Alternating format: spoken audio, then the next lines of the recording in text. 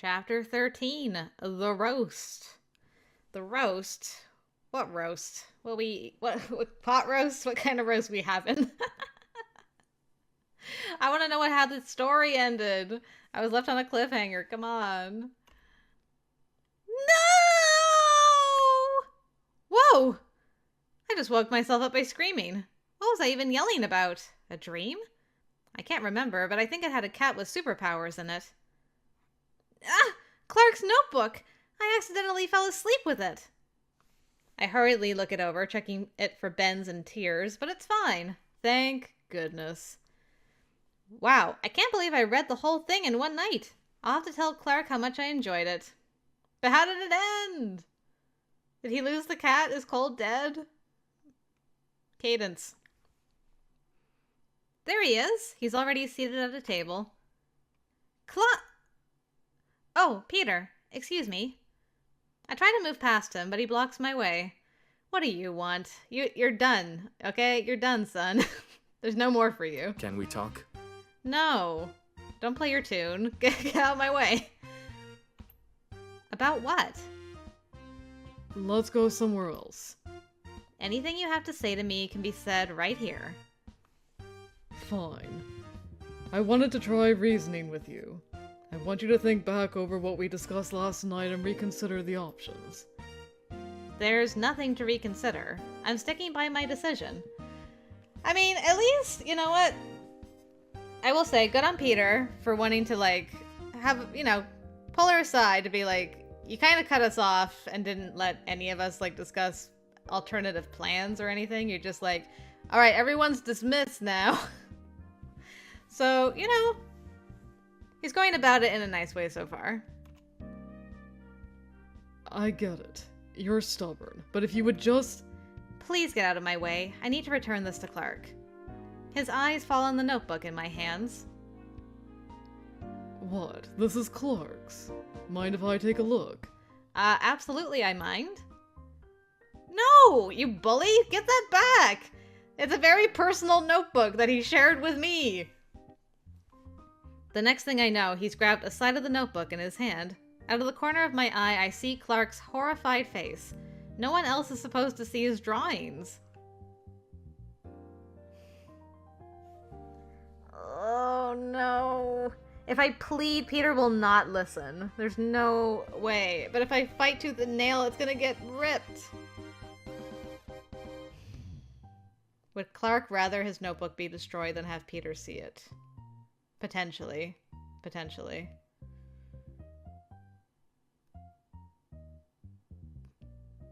Look, I'm very passionate about this. You will not see this boy's drawings, okay? My grip tightens on the notebook. Let go right now or you'll be sorry. I just want to take a little peek. Oh, that face. Oh! I sink my teeth into Peter's hand. Girl, you crazy. The rabies has spread. He instantly lets go, cringing at the pain and making a big scene. I mean, you bit into his hand. Damn. I don't know if you can make a scene big enough when somebody bites your hand. Like, that might have been a bit overkill for the situation. It would have to be something like, you would have to be doing something really, really serious for you biting his hand to be like an okay reaction on your part, so. I'm sorry, Peter. I didn't know she was gonna go feral again. She bit me! You bit me! What the hell is wrong with you? You deserved it. I glare at him, silently daring him to try it again. I told him he would be sorry. He should have listened. He nurses his reddening hand against his chest, glowering straight at me. Tom was wrong about you. You're past the point of no return. I shouldn't have wasted my time. Damn. So Tom convinced you, eh? Good old Tom. He leaves, and I go to Clark to hand him the notebook. Clark, I'm sorry. You just bit Peter to protect my privacy. Huh? Oh, yeah, I guess I did. Yeah, I don't know, Clark, you ready for this level of crazy? You want to commit to that? I hand him the notebook. He takes it, looking dazed as he tucks it into his bag, safe and out of sight. I've never had that happen to me before. Someone using their teeth to protect your belongings? I should hope not. Thank you. Alright, these two are crazy and perfect for each other, I guess. Anytime, Clark. Did you read the note? Huh? What note? Never mind. I read your whole comic cover to cover. I really liked it. Is that so? Cadence, what have you done? She bit a man on the hand. A man you do not like, to protect your stuff, your belongings. And now you're pissy because you didn't read the note. Oh my goodness, I cannot. Clark focuses on his breakfast, not looking at me. Are you going to draw more? You kind of left it on a cliffhanger. Haven't had time. Oh. My favorite part was when Radon Cat stopped that building from, It doesn't really seem like Clark wants to talk to me. For some reason, my heart hurts a little bit. I mumble a hasty apology. Sorry, you don't want anyone else to know you draw, right? I'll stop talking about it. We wind up eating our breakfast in silence. There's no one else I can eat with. After last night, it's beginning to look like Clark's my only friend left. What a place to be. But why won't he talk to me? I thought he was beginning to open up to me. Was I wrong? Communication. Why would you ask, did you read the note? And then when she genuinely is confused and is like, what note? You don't explain there was a note. You know, take it back. You haven't finished reading it yet. Instead, you just like clam up and like, yet another disappointment in my life. Girl bit a man for you! Anyway. Oh. This is a great day. As I pass by my former roommate, we lock eyes briefly. Then Susie purposefully turns away and goes to join Felicity. I can practically hear them whispering from here. It's not hard to guess who they're talking about. My skin crawls at the thought. You two aren't talking anymore. No, we're not. I see. He walks away and I head to the field to begin stretches. Everyone tries to act like today is another day, but I can sense there's tension in the air, especially from the section leaders. I know they're frustrated their plans for escape were cut short by me and Clark. I mean, they could just literally have another meeting and not tell you guys. Easy, simple. Problem solved. That basic session could have gone better. Let's set up the closer. It's a hard practice to get through. I'm just glad I'm up here on the podium in my own little world, rather than down there with the rest of them. That's it for morning practice. Everyone, make sure you pick up your trash as you leave. I'm not getting paid to clean up after you. Just getting paid to dye our hair and try and murder us. Make sure you pick yourself up, Pop-Tart. Poor Pop-Tart. He's gonna snap.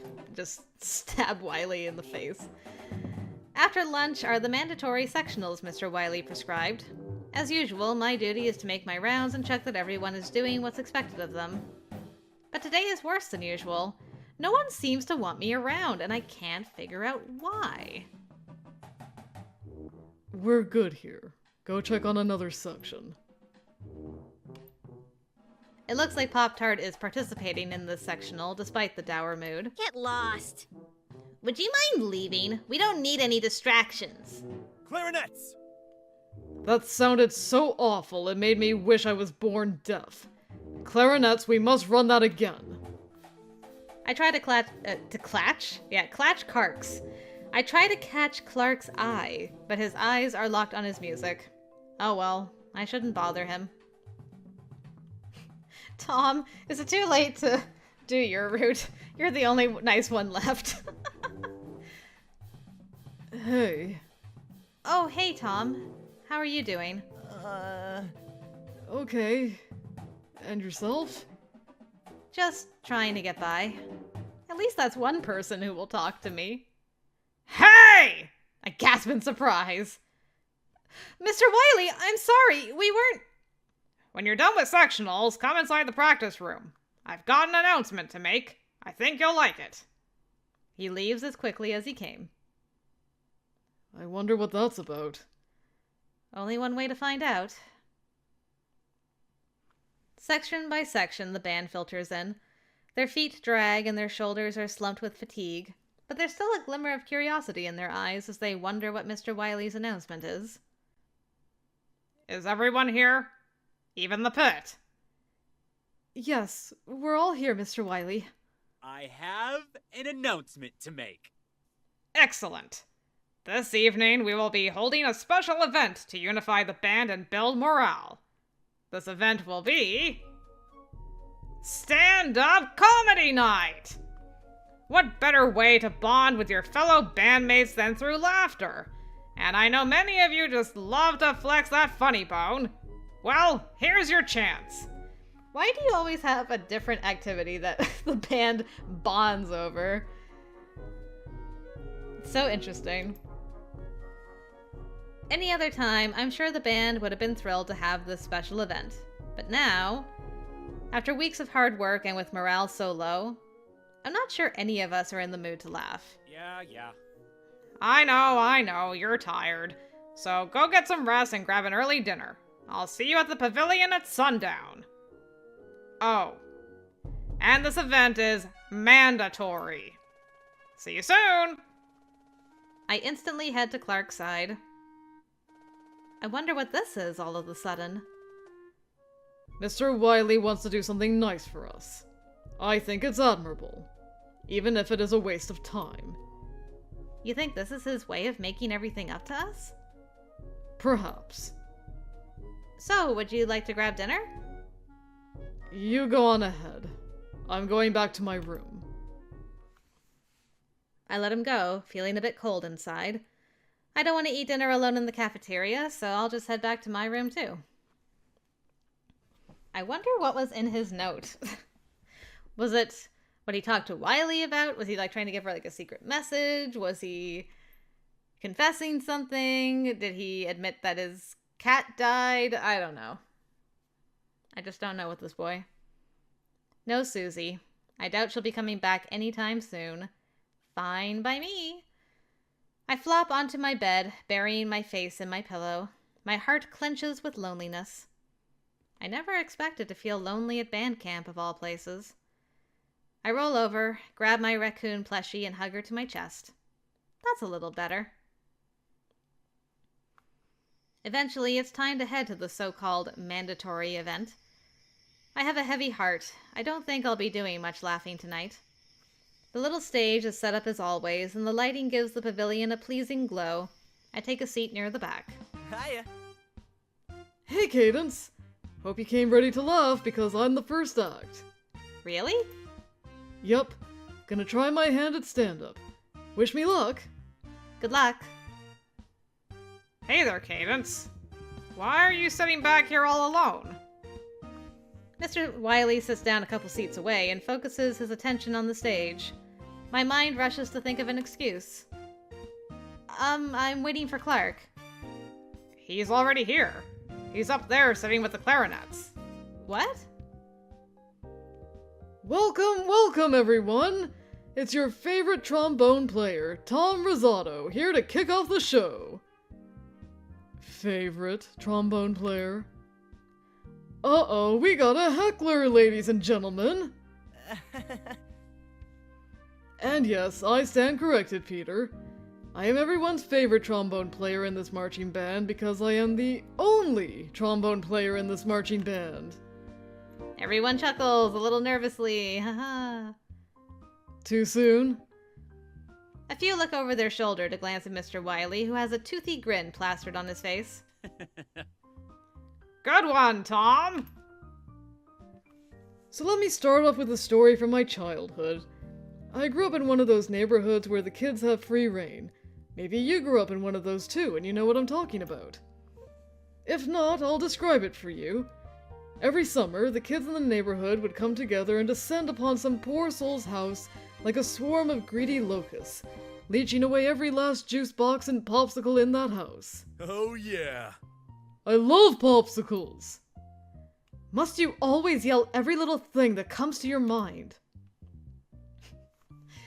I can't focus on Tom's story. My eyes scan the crowd for Clark. Mr. Wiley was right. He's sitting in the middle of the crowd towards the front with his fellow clarinets. I guess that's not a problem. I like to sit with different people sometimes too. An hour passes. Different kids get up to tell jokes. So this one time, at band camp... Boo!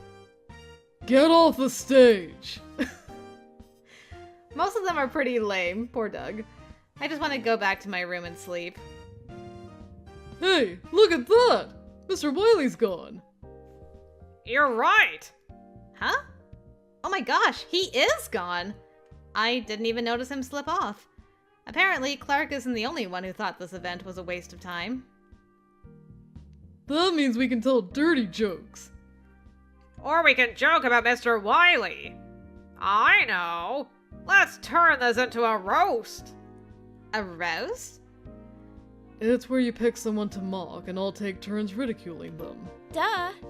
I know what a roast is, Peter. Stop mansplaining. I'm up for roasting Mr. Wiley. I've got a few things I'd like to say about him. Oh, great. I should just leave. I don't feel like dealing with the Salt of the earth. One by one, everyone goes up to the stage to take a shot at Mr. Wiley. Cornelius. Mr. Wiley is an instrumentist! I demand equality and fair representation for all types of instruments. Ew. What is with that hat of his? He looks like he belongs on an archaeological dig. Maybe he can dig up some fashion sense. Remember that drill that was scrapped in the ballad? Children, that is what we call a Freudian slip. No, Mr. Wiley ain't gay. At night, he likes to take Nurse Tempo and... Whoa! Okay, that is just tasteless. I've had enough. I'm out of here. Just as I'm standing up to leave. You know who is gay for Mr. Wiley? Clark the Narc! I freeze on the spot. Yeah. He even dressed like him for Hero Day. Clark's got it bad for Wiley. Oh man, guys, what kind of marching band are we? We haven't touched on the subject of band jokes yet. What's the best use for Clark's clarinet? I know, firewood! Aaron, no, not like this. What's the difference between chopping up a clarinet and chopping up an onion? Nobody cries when you chop up a clarinet. Okay, that was pretty good. I've heard that one. What does Clark use for birth control? His face? Close enough. Yeah, his face, not so much. Personality. That makes more sense, Olive. His personality! How do you get two Clarks to play in tune? Shoot one of them. Yes, very original. Throw one of them into a lake. Everyone roars with laughter. But me, I can't move. My legs tremble with outrage. Grief swells in my throat. I am so disappointed in my band right now. We're supposed to be a team. A family. Right now I feel nothing but hatred for them. Ooh! Damn. I feel like getting together with Clark has not done Cadence a lot of favors, personality-wise. Like, she's kind of become a hard-ass a little bit. Like, in the other two routes we've done so far, she's tried to, like, accommodate everyone in band, right? At least to some extent. Even though there's someone she's having problems with, she's still trying to help. Like, even in Peter's route, when Clark did narc on them, she went and saved him from being thrown into the lake. She didn't side with Peter and be like, yeah, he deserves it. Like, she went and saved that boy. She tried to help everybody in Doug's route. I mean, I'm just like, man, she's just like anti-band with this route, which is really interesting. This ends now.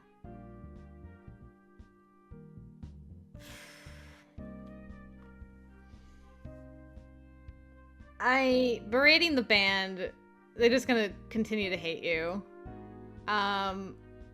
Taking Clark by the hand, it's like you both are cowards. You know what? I dislike this one the most, although I'm also worried about how far Cadence is gonna go with her own roast of people, but I feel like these are just not great options for how the band's going to feel about her and Clark, and how Clark is already in a pissy mood. So if I do either of these things, I don't think he's impressed by either of them. I'm just gonna do this one. Alright, my turn. I clamber up onto the stage and take the microphone, much to the surprise of the rest of the band. I've got a great one. How many drum majors does it take to screw in a light bulb?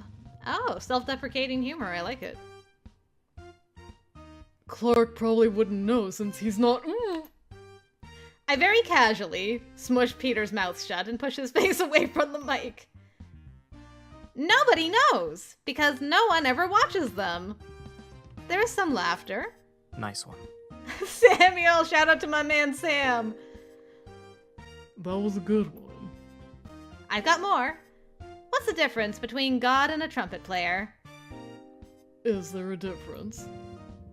God doesn't think he's a trumpet player. Boom! Roasted! Even Peter laughed. What did the drummer get on his IQ test? Drool. She's right. Thanks, Doug. How do you define perfect pitch? When the saxophone lands in the middle of the dumpster. Whoa, too far. Sorry. Do you have any jokes about trombones? I do!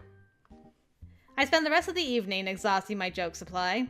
The attack on Clark seems to have been forgotten in the spirit of telling band jokes and trying to think of new ones. At the end of the night, everyone leaves with an easy smile on their face, and I breathe a sigh of relief. That actually went much better than I thought it would. Phew. Glad that's over. Cadence. Clark, what's wrong? You didn't have to do that for me. She bit a man's hand, and I feel like that what she just did now like falls lower on the scale, but what are you talking about? I was trying to help you. I didn't need any help. Their words were just that. Words. I know. That's why I didn't berate them, and I also didn't grab your hand and take you away. I only had one other option, sir. Words can hurt, Clark. I don't care what anyone says about me. I learned to deal with that a long time ago. I don't believe you. I know what you mean, but the way you're saying it shows that you're still hurt by it. Even so, I couldn't stand by and watch. I couldn't let them hurt you. I didn't ask you to come to my rescue. I didn't ask for your help. You didn't have to. You're my friend. Looking out for each other is what friends do. Perhaps. But it's best if you stop associating with me. What? Why? What is it, Clark? Are you afraid that the band will turn on me like they've turned on you? You think I've made myself a target by helping you? If that's the price I have to pay, then I'll pay it. He doesn't respond. He turns and swiftly strides back to his room, leaving me standing by myself. I feel torn up inside. I only had his best interests at heart. Can't he see that? I think he might be feeling a bit guilty, maybe? I don't know.